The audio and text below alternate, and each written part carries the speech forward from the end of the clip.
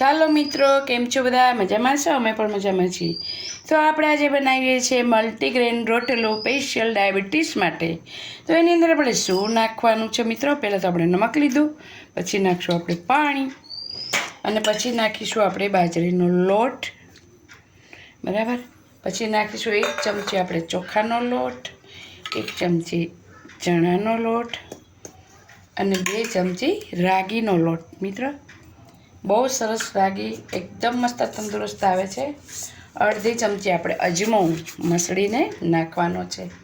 પછી 1 ચમચી મિત્ર મરિયા લેવાના છે, 1 થી અડધી. હા, પછી નાખવાનું છે આપણે મિત્રો ઘી, 1 ચમચી મસ્ત દેશી.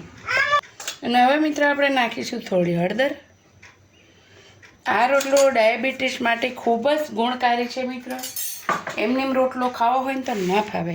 અને આપણે નાખીશું મેથી, ધોઈને મસ્ત રીતે ખાલી પાંદડા સુધારવાના, અંદર ડાળી ન આવવી જોઈએ. જો ઓનલી પાન, તો તમને મસળવામાં વાંધો નહીં આવે. ડાળી જશે તો રોટલો ફાટી જશે.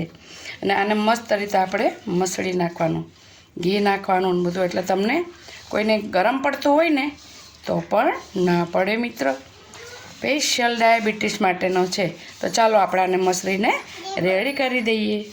મિત્રો, આપણે મસ્ત રીતે લોટ મસળી લીધો છે 1 ગ્લાસ. તો હવે આને આપણે મસ્ત ઘડી લેવાનું. આની અંદર બિલકુલ ઓઇલ નથી, આપણે નથી તરવાનું. મસ્ત રીતે આને ટીપીને કરી લેવાનું. જો મિત્રો ટીપતા ન આવડે તો થાબડીને પણ કરાય અને તમે વણીને પણ કરી શકો. એટલે 2-3 રીતે આપણે કરાય એવું નહીં જરૂરી કે મિત્રો આપણે એ થાય આપણે નહીં આવડે હાથેથી ગળીને. મસ્ત રીતે આ રીતે તમે નાના કરો તો તમને આવડી જ જાય છે મિત્રો.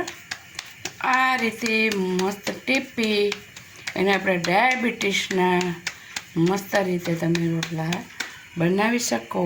મલ્ટી રોટલા કહેવાય આને. એટલે એમ ન થાય કે એકલો બાજરીનો કેમ ખાવો. તો જો આ રીતે મિત્ર ઘડવાના છે. આ તો મેં નાની સાઈઝ કરી છે, મોટી પણ કરાય, જેવી આપણી ચોઈસ. હું તો બનાવું ઘર માટે પૂરા કલાડા જેટલા બનાવું, પણ અમે નાના બનાવ્યા કે જેથી કરીને છોકરીઓને શીખવું હોય તો એમ થાય કે ભાઈ આટલા મોટા તો કેમ બનાવવા.